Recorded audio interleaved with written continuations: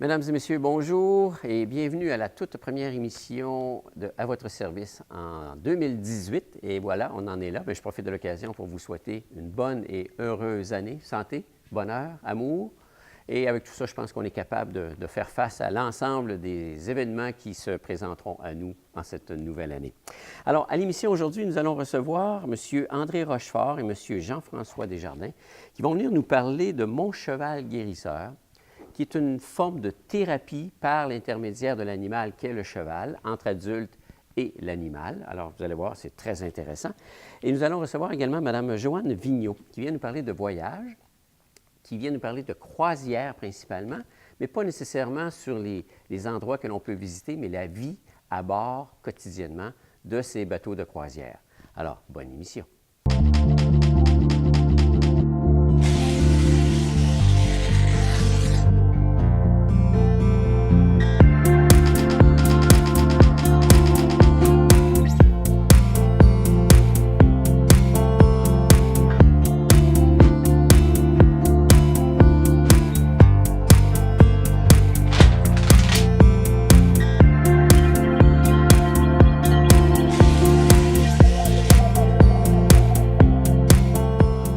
Aujourd'hui à l'émission à votre service, M. André Rochefort et M. Jean-François Desjardins pour nous parler de cheval guérisseur.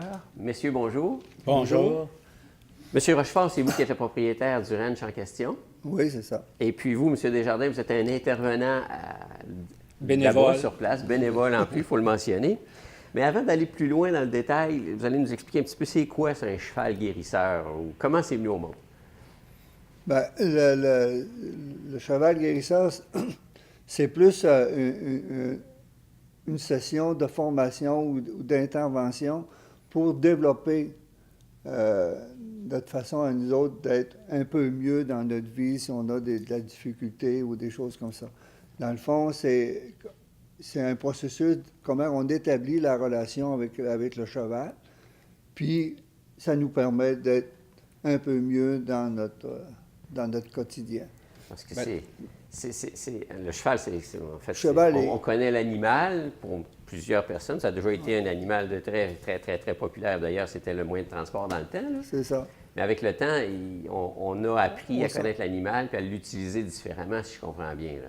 Bien, on utilise le cheval pour refaire une expérience de communication.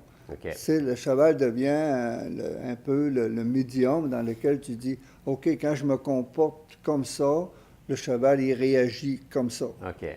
Si mes comportements sont différents, ben le cheval, lui, il va réagir. C'est ce qui est le fun avec le cheval, il réagit là. Alors une bête sensible. Il est sensible, puis il réagit au comportement de notre corps, puis il réagit à nos intentions. Comme un exemple, par exemple, si je rentre dans l'enclos des chevaux, puis je vais juste pour flatter les chevaux, il n'y en a pas un qui va bouger. Ah. Si je rentre pour aller chercher un cheval avec un licou ou une laisse, hop, ils vont tous... Ah, OK, c'est qui choisit, là? Oui, c'est qui choisit, puis tout de suite, leur façon d'être change. Puis moi, je n'ai rien fait de plus, là, c'est juste mon intention qui est différente. OK. Fait que le cheval guérisseur, c'est établir la relation avec le cheval, puis prendre conscience que c'est quoi ton intention quand tu fais quelque chose, puis comment que tu te comportes. OK. Parce que ta façon que tu te comportes fait que l'autre réagit. Mais entre humains, ben l'autre, il réagit, mais il réfléchit. Alors que le cheval, lui, il ne réfléchit pas. C'est plus instantané. Il est là, tu sais. Mais monsieur Desjardins, vous mentionniez, vous, que le cheval est une proie. C'est ça. En tant qu'animal. Contrairement à un chien, qui est un prédateur, le cheval, c'est une proie. Fait qu'il se comporte complètement différemment. Donc, il est méfiant en partant. Méfiant, il est vigilant, parce qu'il est toujours à l'affût. Bon, y a-t-il un prédateur en quelque part? Fait que ça donne un animal qui est, dans le fond, toujours un petit peu insécure, puis sur ses aguets, prêt à partir si jamais un prédateur sort. De là, la relation de dire, bien là, moi, en tant qu'humain, il faut que j'apprivoise un peu la bête et que la bête apprenne à me connaître, donc d'établir une relation. Faut qu'il comprenne que je ne suis pas menaçant, là, que je ne suis pas un prédateur, là, moi. Il faut que j'acquière sa confiance. Puis toute ma façon d'être dans mon corps, dans mon non-verbal, dans mes attitudes, il le voit, lui, le cheval. OK.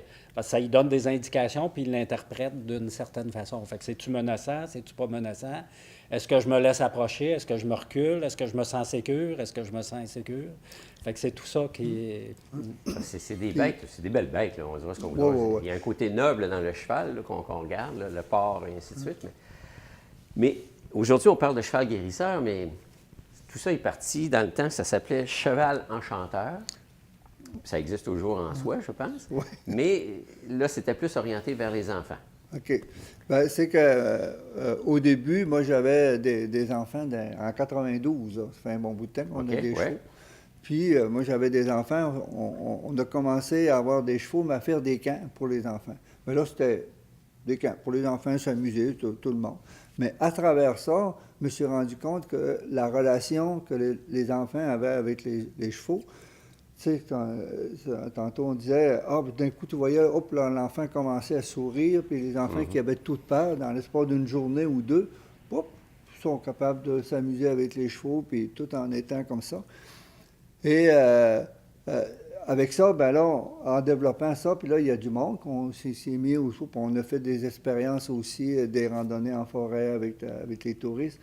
Et en 2002, là, il y avait un bon groupe de personnes qui nous entouraient, puis avec les enfants toujours. Fait que là, on a formé une corporation qui est le Centre du cheval enchanteur pour vraiment venir en aide aux enfants qui ont le plus de difficultés. Parce que les enfants où les parents sont à l'aise, les enfants qui se débrouillent bien, eux autres, ça va bien. Mais le Centre du cheval enchanteur, on s'est dit, il faut rejoindre les enfants où les parents ont plus de difficultés. Parce qu'à ce moment-là, on avait développé un petit peu les relations avec les écoles, avec le CLSC, avec les enfants qui ont de la difficulté. Fait que tout ça, avec ça, moi aussi, je me suis mis à dire, quel est le besoin du cheval pour être capable de communiquer avec? OK. Parce que moi, j'avais appris de mon père des chevaux dans le temps, qu'ils ils communiquaient toujours par la force. Ah. Tu sais? Avec les chevaux, on domptait On la dressait vie. un cheval. On dressait Bon, un c'est cheval. de bon terme. Ouais. Ben, quand tu dresses un cheval, faut tout le temps que tu sois comme ça. Fait Ouais. que là, moi, je me suis mis à faire des recherches, à aller suivre des cliniques, des choses comme ça, pour dire, voyons, ça marche pas, il y a d'autres choses, parce que le cheval comme tel, c'est un animal qui est calme. Il est peureux un peu, mais si tu le regardes dans la nature, tu sais, il n'est pas menaçant, jamais il va attaquer. Ça n'attaque pas, un cheval, ça a plus le réflexe de sauver que d'attaquer. Puis, si tu es là, tu es à côté de lui, il peut être 10 minutes à côté de toi, là, puis lui, l'heure, ça n'existe pas. Ouais. Ça fait qu'avec, là, on a fait plusieurs années de recherche par rapport à ça. Mais moi, dans ma tête, je me disais, je me suis rendu compte que le cheval, il a besoin, lui, sa grosse affaire de recherche, c'est la sécurité. S'il est sécure, Il est heureux. il est heureux. Il ne se casse plus la tête. Ça fait que ça veut dire à ce moment-là que là, il faut travailler sur la relation avec lui pour que l'humain devienne un élément sécurisant. Et une fois que tu as fait ça avec un cheval, après ça soit n'importe quel humain. Lui, le cheval, c'est pas une cesse, ça soit On généralise Qu'on après. développe une relation avec l'animal, on peut l'appliquer dans une relation humaine. ça dans la relation humaine, puis lui, le cheval, il accepte n'importe qui. OK. Tout le monde qui ont telle façon de Il faire, n'est pas qui ont raciste, telle puis chose. il n'est pas discriminatoire. Non, puis il n'y a pas de jugement, lui. OK. Tu sais, il cherche le confort. Ouais. Fait que si c'est confortable, c'est confortable. Ça soit n'importe qui, tu le flattes, quand on le flatte, on le brosse, c'est confortable pour lui, il est bien heureux comme ça. Puis tu vas lui demander n'importe quoi, il va le faire parce que c'est confortable. Fait qu'à partir de là, là, on s'est dit, là, c'était avec les enfants, on a développé, là, présentement, on était en relation avec la commission scolaire pour récupérer les enfants qui ont plus de difficultés. Mais après ça, là, quand François est arrivé, ça fait 5-6 ans À peu près, oui. à peu près, on s'est dit que ce serait le fun de faire une activité pour les adultes. Ou que, moi, dans ma tête, les adultes, on a plus besoin de conscientiser nos mouvements. On OK. a plus besoin de, tu sais, mon intention, à des fois... L'enfant a de la spontanéité, l'adulte est déjà réfléchi, il est adulte. Donc Il est vécu les adulte, choses, puis, tu sais, ses intentions, on dit, c'est quoi tu veux avec le cheval? Ah, je sais pas trop. Les enfants, tu dis, c'est quoi tu veux? Ah, moi, je veux brosser, je veux avoir le contact avec le cheval. Mais les adultes, on a tout le temps les on-dit en arrière, un cheval, c'est peurant, des enfants c'est une comme grosse ça. bête. C'est impressionnant. Ouais, un c'est cheval. impressionnant. Oui. C'est impressionnant pour les enfants, mais c'est impressionnant pour les adultes. Mais Pour c'est- les enfants, c'était pas les poneys. Là. Non, fait c'était affaire des avec vrais vrais chevaux, chevaux, là, de des chevaux, taille normal. normale. Ouais, moi, j'ai de la difficulté de travailler avec les Ah, poneys. OK. Ben, c'est une autre façon aussi de rentrer en relation avec les poneys. OK. Parce que c'est plus petit, puis en tout cas, c'est une autre affaire. Puis, dans le fond, c'est un processus d'équithérapie qui vise les adultes. Puis, c'est à travers la relation avec le cheval devient le thérapeute. C'est pas nous les thérapeutes, OK. c'est le cheval. C'est de là, en voyant les adultes, c'est de là que vous avez créé effectivement ce qui s'appelle le Mon Cheval Guérisseur. Là. Oui, oui. OK. C'est- Puis vous, Monsieur Desjardins, vous, dans votre ancienne vie, façon de parler, parce que vous êtes retraité aujourd'hui, jeune retraité, jeune. vous avez travaillé dans le milieu social. je Oui, pense. j'étais intervenant en santé mentale. OK. Fait que tous les ateliers, tout ce que j'ai appris, dans le fond, au niveau thérapeutique en santé mentale, bien, on peut revenir plutôt sous forme d'enseignement. Là, tu sais. Parce que, comme je disais, c'est vraiment le cheval qui est le thérapeute. C'est pas Nous, on l'humain- est des c'est pas l'humain qui accompagnateurs. interagit, c'est l'animal. C'est ça. On est vraiment des accompagnateurs, puis on peut donner de l'enseignement à travers. Puis ça devient thérapeutique pour la personne. Les gens, par exemple, qui se sentent dépressifs, qui ressentent de l'anxiété, qui ont des peurs, qui ont de la difficulté à s'affirmer, à avoir confiance en eux, dans leurs difficultés, dans leurs relations, qui se sentent dévalorisés. Ça peut toucher à tous ces points-là. Puis quand on est devant le cheval, bien, on peut ressentir toutes ces choses-là. émotions-là. Ces émotions-là. Fait qu'on revient en atelier, on fait des parties avec le cheval sous le chapiteau, dans le manège intérieur. Après, on revient en atelier à l'intérieur. Fait qu'on passe d'un à l'autre régulièrement comme ça à travers la session. Puis on regarde justement comment on se sentait, comment on s'est positionné quand on se sentait, par exemple, si on se sent anxieux devant le cheval, bien, comment on s'est positionné. Puis après, on peut le transposer dans notre vie personnelle, que ce soit au travail, dans notre vie sociale, dans notre vie familiale, etc., dans toutes nos relations. Si, par exemple, l'exemple que je donnais, au travail, par exemple, on a un patron qui est un peu impressionnant, un peu comme le cheval. Tu sais, on est impressionné par lui, on a un petit peu peur, on n'ose pas s'affirmer, mais on risque de ressentir les mêmes choses que vis-à-vis le cheval, puis de se positionner de la même façon. Fait que ça peut se transposer. Après avoir regardé ça en atelier, bien là, souvent, on va changer, on va retourner avec le cheval, faire certains exercices au sol, puis on risque de changer notre façon de se positionner. Fait qu'après, on peut l'appliquer dans notre vie personnelle, au travail ou ailleurs, Tout ça sociale. par l'intermédiaire d'un animal qui est le C'est ça.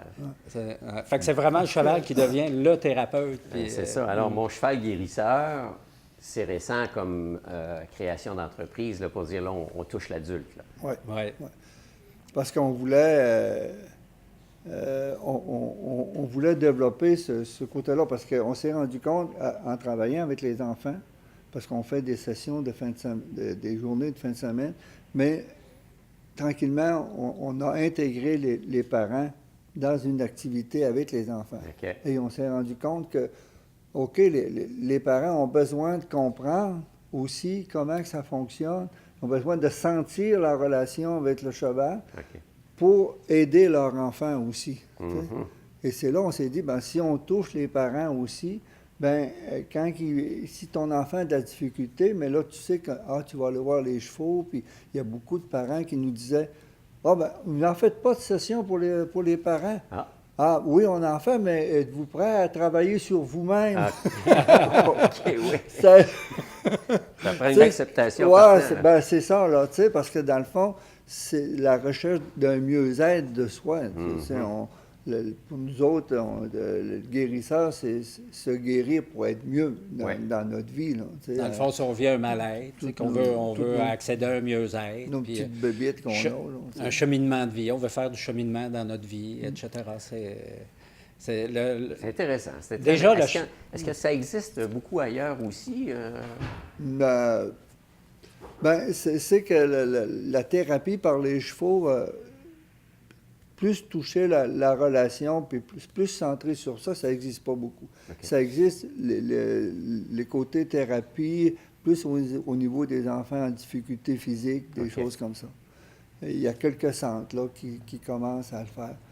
Mais c'est ça, c'est Parce que je sais qu'il y avait travailler sur la des relation. camps équestres, là. Bon, là, c'est plus à savoir monter le cheval, faire des choses. Plus le côté technique. C'est ça. voilà. Ah. L'aspect thérapie est moins présent comme tel. C'est ça.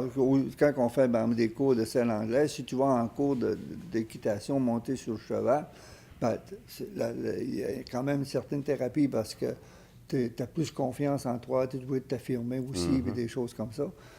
Mais en thérapie, c'est d'en prendre conscience. Ouais.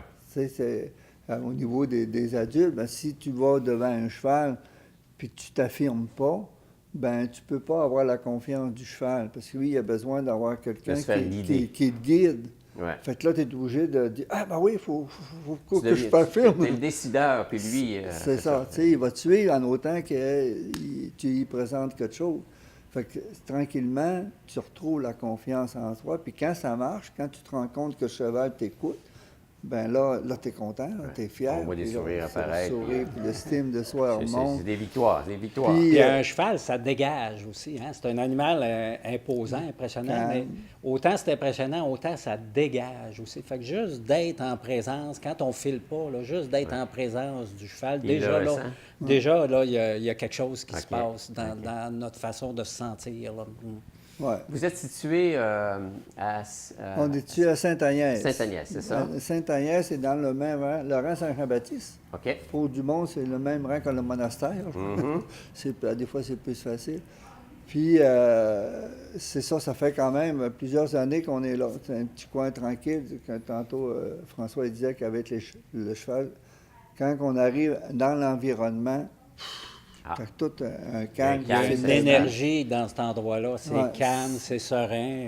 Puis il y a beaucoup de madames qui ont venu qui venaient avec les enfants, mais après qu'ils viennent, puis des fois ils viennent pour rien. Faire Juste un dire, tour. je voulais juste voir les chevaux. Ah oui, ah oui. Mais Ce dans qu'on le entend fond- souvent aussi, les gens, ils disent on se sent bien ici. Ah. Il y a Ben, quelque chose qui se dégage. hein. Ouais, Parce c'est que vous ça avez qu'il y plusieurs a- bêtes, là. Vous avez combien de bêtes? On a 30 chevaux. 30 chevaux. Puis les chevaux, le monde qui sont habitués dans le monde des chevaux, ils arrivent et disent mais vos chevaux sont donc bien calmes. Oui, parce que il faut Ouais. qu'ils soient calmes. Est-ce qu'ils sont choisis en conséquence? Mais non, c'est parce qu'un animal a aussi son caractère. Là. Ouais. Même si on se dit que le cheval attend une commande venant de l'humain, mais il y en a qui sont plus fringants, il y en a qui sont plus doux, il y en a qui sont plus nerveux. Ben, on choisit toute la panoplie, sans que ce soit un cheval qui va faire des fautes, par exemple, mais on choisit un petit peu toute la panoplie. Puis on y va un petit peu, parce qu'on fait, pour vous donner un peu un aperçu de ce qu'on fait, dans les premiers exercices, on fait choisir, on met plusieurs chevaux dans le manège intérieur, libre. Les gens se mettent un peu à l'écart, puis ils choisissent un cheval, juste à le voir se comporter en troupeau de OK. 5-6 chevaux libres dans le manège. Ils choisissent selon ce qu'ils ressentent avec le cheval. Ah, OK. Puis à un moment donné, un peu plus tard, dans un autre exercice, là, on y va au hasard. Là, on rentre dans l'écurie, on prend une personne, on regarde même pas, on dit tu prends cheval là, puis tu t'en vas dans le... Puis, fait que ça dépend ça, des d'établir Faut exercices. faire pour les relations. emmener à vivre Ouais. différentes Avec situations. différentes C'est bêtes. ça. Puis l'insécurité, c'est quoi ce que le cheval je vais avoir. Je la connais Mais pas, ce pour bête-là. répondre Ouais, aussi- c'est ça. pour répondre à votre question un petit peu, c'est vrai que pas tous les chevaux participent bien À ce genre-là. à cet exercice-là. Parce qu'il y a des chevaux qui sont... c'est plus difficile à les emmener à être sécures quand c'est OK. quand Mais c'est vous les quelqu'un connaissez qui connaît. suffisamment, Ouais, vous, c'est ça. pour, On connaît les tempéraments, les caractères, puis rapidement le caractère de la personne quand on la voit. Et s'il y a des affinités Puis, ou non. oui, on dit, elle, avec ce cheval-là, OK. ça va bien Il y a aller. un courant qui passe. Puis, là. avec l'habitude, on ne se trompe pas tellement. Ça, on vient c'est qu'on est génial, ça. capable de tester. Oui.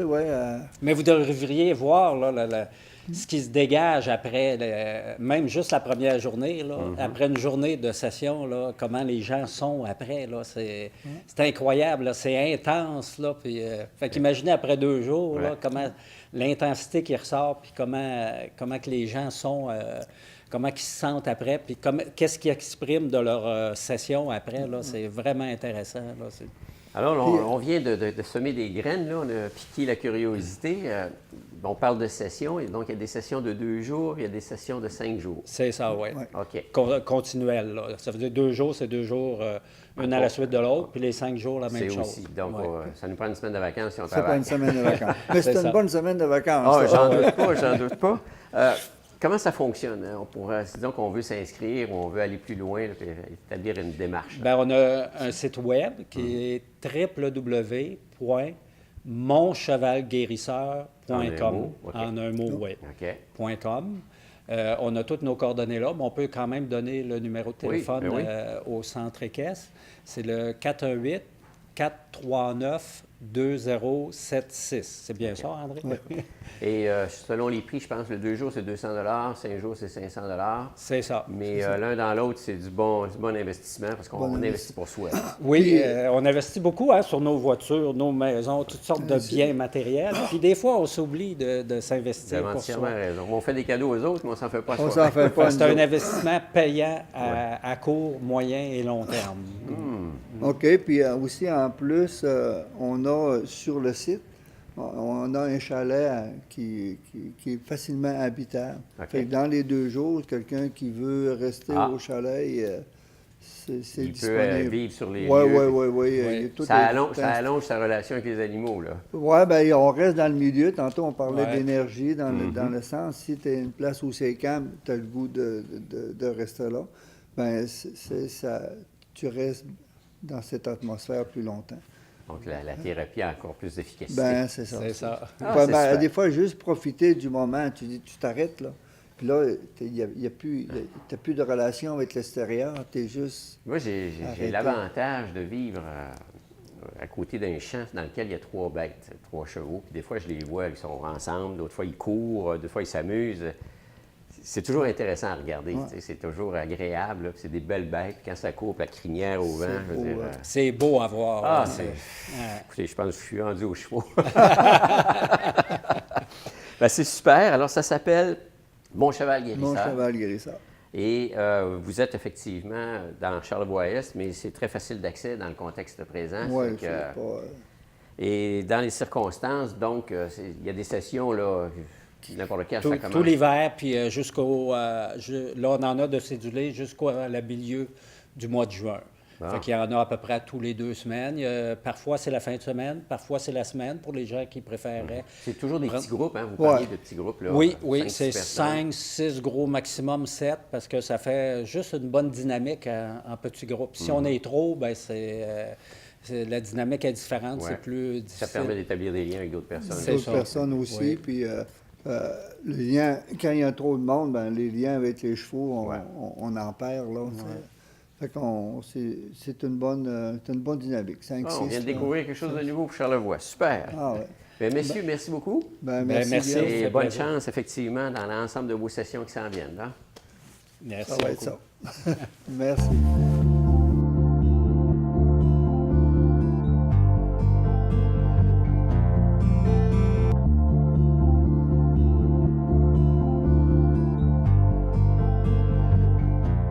Alors, Joanne Vigneault, bonjour. Bonjour. On n'est pas aujourd'hui ici pour parler d'espace muséal et autres, mais Non. on parle de voyage. De voyage, je change de chapeau aujourd'hui. OK. Mais voyage plus spécifiquement croisière. Croisière. Parce que t'es amatrice là, de Oui, oui. croisière. Ben, j'ai fait 7 croisières en tout. 2 sur le long du fleuve. Ah, ici, au ouais, Québec, Au Québec. J'ai fait Montréal, les Îles-de-la-Madeleine avec le CTMA. OK. Dans 2 navires différents. Donc, je les considère vraiment comme 2 croisières différentes. Et j'ai fait 5 croisières à bord de bateaux de la ligne Célébrité. OK. La première, c'était dans les Caraïbes. Je me demandais quelle île est la plus intéressante. Et j'avais de la difficulté À choisir. trouver, à choisir. Donc, en novembre dernier, j'ai fait une petite présentation justement sur les îles pour aider des gens à choisir. Et on s'est rendu compte que les participants à la présentation avaient plus de questions sur l'expérience croisière. Qu'est-ce que c'est qu'une croisière? C'est ça. Comment Qu'est-ce qu'on ça y se retrouve? passe? Qu'est-ce qu'il y a sur le bateau? Je vais-tu m'ennuyer? Est-ce qu'on se fait des amis? Est-ce que ça brasse? Donc, on s'est dit que ce serait un complément d'en faire une autre présentation, mais plus sur l'expérience à bord d'un navire, comment ça se déroule. La vie Oui. d'un voyageur. C'est un peu les grands explorateurs version Charlevoix comme tel. Là, parce Oui, moi je qu'on- dirais version amateur aussi. Là. On n'a pas le même équipement vidéo puis les mêmes budgets nécessairement. Parce que le produit croisière, c'est en croissance, ça, là. Oui, c'est sûr que les compagnies de croisière continuent de construire des navires. Il y a de nouveaux circuits, de nouveaux ports qui s'ouvrent aussi de plus en plus. Mais on a vu l'été dernier, mais l'automne dernier à Québec, C'était une année record. il y avait énormément de bateaux en même temps au port. Alors, Parce qu'avant, c'était plus le sud, c'était plus les le sud. régions un peu plus exotiques. Oui. Puis là, on découvre de plus en plus qu'il y a des gens qui veulent d'autres types de voyages. Oui, Puis, bon, si on prend juste le fleuve, l'automne, avec les couleurs, tout ce qu'il y en est, puis tu longes les côtes, c'est superbement beau, là. oui, oui. Donc, c'est ça. Il y a de nouveaux secteurs qui se développent. Il y a beaucoup les croisières, moins en Amérique, mais en Europe, les croisières sur les fleuves se développent beaucoup. Donc, il y a des nouveaux navires aussi pour ce type de produit-là. Donc, c'est un secteur qui est en évolution, qui change, qui inquiète aussi les gens qui ne l'ont jamais fait. Souvent, ils sont un petit peu anxieux à savoir On va sur quelle l'eau. compagnie choisir, est-ce que je vais apprécier, parce que une fois que tu es à bord du bateau, tu ne peux pas te sauver, là. Non. T'es confiné. Espace restreint. Oui. Alors, mais c'est quand même un endroit où il y a beaucoup d'activités à faire. La dernière que j'ai faite, c'est un transatlantique. Alors, OK. pendant une des 2 semaines, on est sur l'océan, on n'arrête nulle part. Puis qu'il y avait... il n'y a pas d'arrêt, là. Il n'y a aucun arrêt pendant 7 jours. Ah, c'est l'océan à 360 degrés, là. Oui, d'une île Canaries jusqu'en Floride.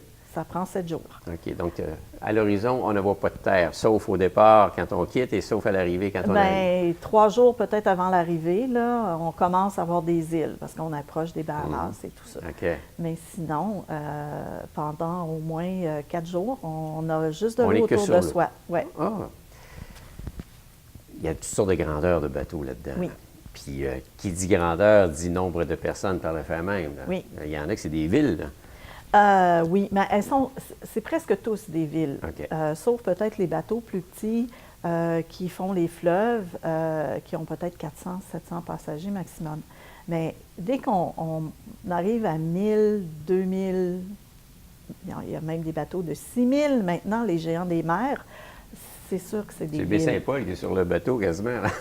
Ben, il y a plus de gens, les bateaux, les géants des mers, il y a 6000 passagers, plus les membres d'équipage. En plus, Donc, ouais. il y a plus que la population de Baie-Saint-Paul sur un navire. C'est pas les faces, ça. C'est beaucoup de monde. Ouais. Et oui, c'est des villes. Il y a salon de coiffure, il y a un spa, il y a des boutiques, il y a des restaurants, il y a des chambres. Il y a vraiment des salles de Des decks, il y a des discothèque, decks par le fait même. des piscines, il y a vraiment tout. Il y en a qui ont des glissades d'eau, des murs d'alpinisme. Donc, c'est des salles de gym, il y en a dans chaque navire. C'est vraiment des villes qui flottent. Qui flottent, Ouais. puis qui se promènent, qui bougent. Ouais. Parce que, bon, la dernière expérience transatlantique, mais en général, c'est de port en port sur un circuit de 5 jours, 7 jours, je ne sais pas trop. Il y en a qui sont aussi courts dans les Caraïbes que 3 jours. OK. Alors, les gens de Floride, là, ils peuvent décider que pour un long week-end, ils partent en Floride, en croisière, puis ils reviennent. OK. Ouais, ils ont cet avantage-là, eux. Nous, au prix que coûte le vol, on préfère des croisières plus longues, mais ça va de 3 jours jusqu'à... certaines croisières durent 1 mois. Puis il y a des gens qui prennent une croisière... Il y a des bateaux qui font vraiment le tour du monde. Ouais. Ils ne répètent jamais le même circuit. Et il y a des gens qui vont faire des portions. Alors, ils prennent 2 semaines, puis ensuite, l'autre section leur plaît, ils prennent un autre 2 semaines, puis ils continuent comme ça. Ouais. Quand on parle de gros navires, on parle de quantité de personnes sur un bateau, est-ce qu'on va là pour être dans un bain de foule ou bien non, on peut se retrouver aussi pour dire mon espace vital puis s'isoler? Est-ce qu'on réussit ça? On peut réussir ça. Je ne peux pas parler pour les bateaux de 6 000 passagers parce que je ne les ai pas expérimentés. Mais j'ai été jusqu'à des bateaux de 2800. Et oui, il y a possibilité d'avoir sa bulle, ne serait-ce que dans ta cabine. Et pour les croisières qui durent, dans lesquelles il y a plus que 3 jours où on n'arrête nulle part, moi, je me dis, ça vaut la peine d'avoir son balcon si on peut se le permettre, parce que ça nous permet justement de pouvoir profiter de ces jours-là en mer plus calmement. Parce qu'on s'entend que quand on arrête en escale sur un port, il y a une partie des passagers qui a déjà descendu. Donc, si on est sur le bateau, c'est pas tout le monde qui est à bord. Mais quand on est en mer, là, tout le monde est là. Ouais. Alors, c'est sûr que la zone de la piscine est très achalandée. Le restaurant principal peut avoir l'air plus rempli aussi. C'est peut-être les 2 endroits où on perçoit qu'il y a beaucoup de monde. Sinon, il y a quand même beaucoup de ponts, beaucoup d'endroits où il y a des zones de détente, il y a souvent des petites bibliothèques où on a des rayonnages avec des bouquins, des revues, il y a des salles de jeu dans certains. Alors, comme c'est pas tout le monde qui a le même horaire non plus, certains vont se lever très tôt, d'autres vont faire la grasse matinée. Alors, on ne se rencontre pas souvent les 2800 passagers en même temps au même endroit. Même pas, j'allais dire l'exception étant l'entraînement pour un cas d'urgence qu'on doit faire avant le départ, mais souvent les passagers sont répartis dans divers lieux. Alors, pour faire le même visionnement, les mêmes consignes, alors c'est rare qu'on ait tout le monde ensemble. Puis aujourd'hui, ce produit-là se spécialise. Oui. Il y a des types de voyages transatlantiques. Il y en a qui c'est plus bateau famille, il y en a d'autres qui c'est plus bateau rencontre, il y en a d'autres qui c'est bateau, pas moi, gens du 3e âge, j'en ai aucune idée. Là, mais... oui, gens du 3e âge. Bien, la moyenne d'âge, c'est sûr que ça dépend des compagnies. Il y a des compagnies, Carnaval par exemple, bien, la clientèle est plus jeune. Ils ont plus de concours, de parties, mais il y a Disney a ses propres bateaux de croisière. Alors, tu vas rencontrer peut-être Cendrillon ou Mickey Mouse à bord de ton bateau. C'est vraiment axé sur la famille. Alors, ça dépend des compagnies, selon ce que les gens veulent faire. La période des fêtes, souvent, c'est multigénérationnel, un groupe familial qui part. On célèbre, on fait en famille. Ouais. C'est ça, petits-enfants, grands-parents et ouais. Est-ce que sur un bateau, c'est comme la formule hôtel tout compris? Non. C'est sûr qu'il y a des dépenses qui viennent. Bien, quand on descend dans les ports, c'est sûr que ce n'est pas inclus. Là, on sort du bateau. Sauf peut-être dans certaines croisières de luxe ou encore les croisières de fleuve. Souvent, les excursions sont comprises. Mais la plupart du temps, dans plusieurs navires, ce n'est pas inclus. Si on va au casino, c'est sûr que ce n'est pas inclus. Hein? Ouais. Les breuvages ne sont pas inclus. Il y a la nourriture l'est. Par contre, il y a des restaurants spécialisés qui sont un surplus. Mais la nourriture dans les restos qui sont inclus dans le prix de la croisière sont très bons. Donc, toujours type buffet? Ou, Non. Non. Il y a une espèce de cafétéria qui est type buffet. Selon les navires, souvent, le buffet a un caractère international aussi. Mais la salle à manger, c'est servi à table. Okay. Alors, c'est vraiment un service comme au restaurant. Oui. Okay. Et il y a un choix de menu. Là. On n'est pas obligé d'avoir juste du poulet. On a toujours la possibilité de manger avec le capitaine. Ça existe-tu? Il y a apparemment, dans certains navires, oui, une table du capitaine, mais moi, j'avoue que je ne l'ai jamais vue à la salle à manger. Mais il y a souvent des moments, des journées rencontres, des soirées rencontres avec les officiers, avec les capitaines. Il y a aussi, selon les entreprises, des clubs du capitaine. Alors, les gens qui voyagent souvent avec la même entreprise deviennent membres du club. Et là, il y a des activités spéciales où ils peuvent vraiment échanger. Moi, j'étais jeune, je regardais la télévision, puis il y avait la croisière s'amuse. C'est ça pas mal ou bien non, c'est autre? The Love Boat, oui. C'est ça, puis ça ne l'est pas, dans le sens que C'est sûr que c'est romancé, hein? C'est Ben oui. une série télé. Mais oui, ça arrive. Ça m'est dans la première croisière que j'ai faite, les gens qui étaient à côté de moi à la salle à manger, c'était un jeune couple. Elle était américaine, lui de Suisse, et ils s'étaient rencontrés célibataires sur un bateau. Et ça faisait 8 ans, et ils continuaient à chaque année de s'offrir une croisière pour célébrer ça. Donc, il arrive, oui, des histoires de love boat, mais il y a peut-être moins d'échanges avec les Entre passagers. les entre passagers et employés, équipage, que dans l'émission, c'est bien entendu. Par contre, les gens qui voyagent fréquemment, qui font souvent les croisières avec la même entreprise, finissent par reconnaître et connaître certains équipages. Dans le temps des fêtes, on a entendu parler d'une expérience qui a été, pour plusieurs malheureuses, d'une croisière qui partait de New York. Ils ont frappé une belle tempête. En général, c'est assez rare que ça se produise, mais quand ça se produit, ces bateaux-là sont faits pour affronter quand même des bonnes tempêtes, là. En général, oui. Ils ont des bons stabilisateurs, ce qui fait que il n'y a pas trop de roulis, généralement. Mais c'est sûr qu'on n'est jamais à l'abri, on ne sait pas qu'est-ce qui peut arriver. J'ai fait la transatlantique, ça ne l'a pas brassé du tout. Mais j'ai fait des îles Canaries, de l'Angleterre aux îles Canaries, puis pendant 2 jours, tout le monde avait l'air saoul à bord du navire, tu sais. Alors, on se promenait tout croche, là, tu sais, même l'équipage. Ils ont annulé des spectacles parce que c'est très dangereux. Alors, on ne sait jamais. Par contre, généralement, les équipages sont formés pour ça. Il y a beaucoup maintenant, tu sais, c'est tellement technologique, radar, sonar, satellite, pour repérer les tempêtes, les mauvaises conditions de la mer et tout. Généralement, si c'est des compagnies et un équipage en qui on a confiance, c'est assez serein, je dirais, là. C'est sûr que ça arrive. Oui, ça c'est les intempéries. On ne sait jamais à quoi s'en tenir. Ouais. Ça peut se développer quand même assez rapidement. Mais en général, les circuits sont faits de façon à éviter ces éléments-là. Oui.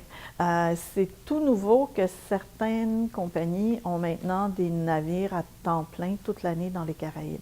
À cause de la saison des ouragans, la plupart des entreprises font au printemps, les bateaux quittent les Caraïbes, vont faire des circuits en Europe et reviennent à l'automne pour reprendre les Caraïbes.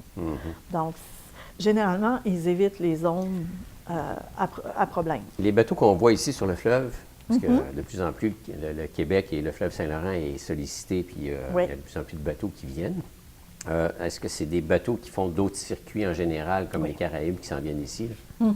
Ils peuvent faire les Caraïbes, l'Europe, oui. OK. Puis de plus en plus, on peut partir de Québec, je pense, maintenant, où c'est un port où on peut réserver et embarquer sur le bateau pour aller faire une croisière. Oui, c'est possible, effectivement. Ouais. Pour plusieurs, exemple, ils vont voyager aux États-Unis parce qu'ils se disent le système de santé est super parce que c'est bien équipé, puis les Américains, bon, ils ont tout ce qu'il faut. Si je m'en vais dans les îles, c'est un petit peu plus, pas aléatoire, mais je veux dire, je pars plus à l'aventure. Les bateaux, en général, sont très bien équipés côté infirmerie aussi pour sécuriser le monde. Oui, c'est sûr. Mais ne serait-ce que pour leur équipage, ça leur prend quelque chose de toute façon. Mais oui, ils ont toujours un médecin et une infirmière à bord en tout temps. Il y a vraiment tout ce qu'il faut, là. Quand il y a une problématique plus grande, ils arrêtent à un port où il y a ce qu'il faut sur le navire pour faire atterrir un hélicoptère. Okay. Alors, c'est sécuritaire à ce niveau-là pour la santé. Par contre, bon, il n'y a pas de pharmacie, là, donc c'est sûr, si on prend des médicaments, il faut prévoir tout ce qu'on a besoin. Mais au niveau crainte, bon, si par exemple ça tangue, on se foule un poignet ou quelque chose parce qu'on a chuté, il y a ce qu'il faut pour te faire un plan, donc il y a quand même de la facilité. C'est sûr qu'il ne fera pas une chirurgie à cœur ouvert, ça on s'entend. Hein? Ça brasse, puis effectivement, tu veux faire. Mais il n'y a pas de salle d'opération. Mais ça m'est arrivé que des gens aient des malaises assez sérieux et que le départ d'un port soit retardé parce que la personne avait un malaise. Puis là, le temps qu'il voit l'ampleur et qui détermine est-ce qu'on continue la croisière puis on donne certains soins avec le passager ou le passager quitte le navire. Puis à ce moment-là, quand c'est quitte le navire, bien, il y a une ambulance du lieu qui vient les chercher. Et bon. Alors c'est quand même, même si on n'a pas une santé à tout rompre, c'est quand même un endroit qui n'est pas...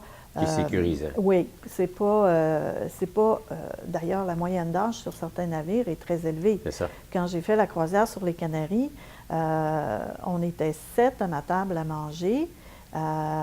Puis j'étais la plus jeune à passer 50 ans. Puis les autres avaient entre 70 et 85 ans. Donc il y a un élément sécurisant à faire une croisière. Il y a des croisières où la moyenne d'âge est assez élevée. Okay. Parlant de croisières québécoises, Montréal, les îles-de-la-Madeleine. Oui, mais ça, c'est assez différent. Pas mal moins de passagers. Oui. À recommander? Oui, c'est une très belle expérience. C'est avec le CTMA, une compagnie des îles-de-la-Madeleine. Moi, je l'ai fait 2 fois. J'ai eu la chance de le faire avant que ça devienne populaire, connu. Donc, c'était plus comme une espèce de cargo avec quelques cabines qui étaient réservées à des passagers. Maintenant, c'est plus un vrai bateau de croisière, mais en même temps, ce n'est pas les gros bateaux. On n'a pas... on a une salle de gym, mais on n'a pas la piscine, on n'a pas... Ça dure combien de temps? 2 jours et demi. 2 jours et demi pour se rendre, 2 jours et demi pour revenir? Oui, quand on même. n'embarque pas notre voiture là-dessus? On peut. On peut? On peut. OK. On peut. Un coût additionnel, mais oui, c'est possible.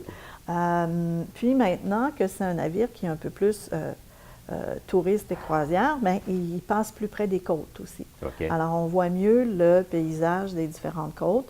Il fait un arrêt en Gaspésie. Aussi. Alors, ça, c'est intéressant. Puis, au retour, il fait un arrêt à Québec. Alors, les gens peuvent choisir de pas, parce que le départ est de Montréal, mais ils peuvent choisir au retour de descendre à Québec, puis ensuite partir à la maison. C'est une belle expérience. La nourriture est très bonne. Beaucoup de fruits de mer, de poissons. Hein? On ne peut pas demander mieux. C'est sûr que quelqu'un qui s'ennuie, il y a moins d'activités, on s'entend. Il y a quand même de l'animation le soir, souvent musique, un petit peu piano-bar. C'est combien de personnes sur ce bateau-là, grosso modo? Je ne me rappelle pas, mais c'est comme... s'il y a 500 passagers, là, je pense que c'est le maximum. C'est pas un gros navire. Bon.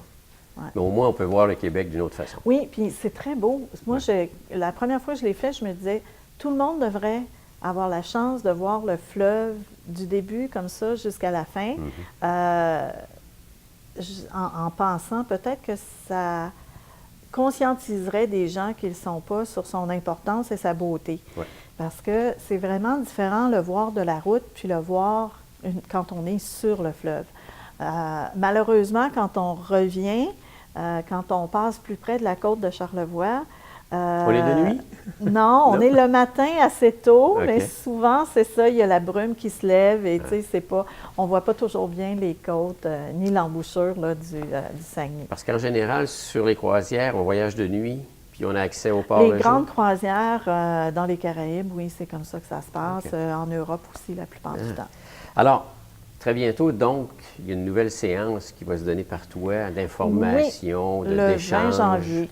À la mi-janvier? Le 20. Le 20 janvier. Samedi 20 janvier. Ici à la bibliothèque? Ici à la bibliothèque à 13h30. On a déplacé les découvertes voyage le samedi après-midi, plutôt qu'un soir de semaine. On s'est dit peut-être que ça sera, ça avantagera plus la population.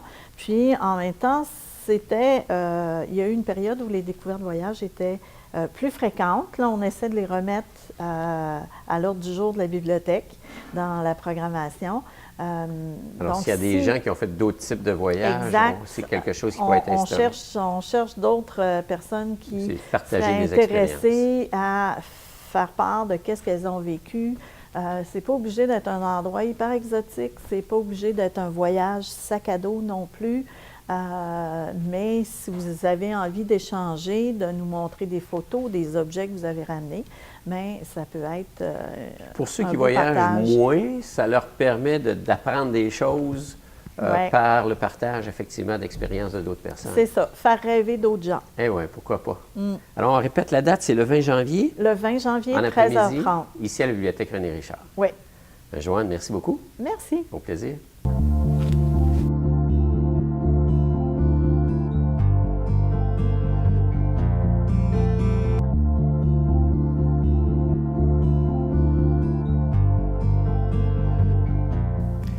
Alors voilà, une autre émission, première émission de l'année 2018 qui s'achève. Comme vous pouvez voir, l'année part très bien. Alors merci à nos invités, merci à la Bibliothèque René Richard, merci à Maxime Jodoin pour la technique. Je vous donne rendez-vous la semaine prochaine, même heure, même poste, comme on dit, pour une autre émission à votre service. Bonne semaine.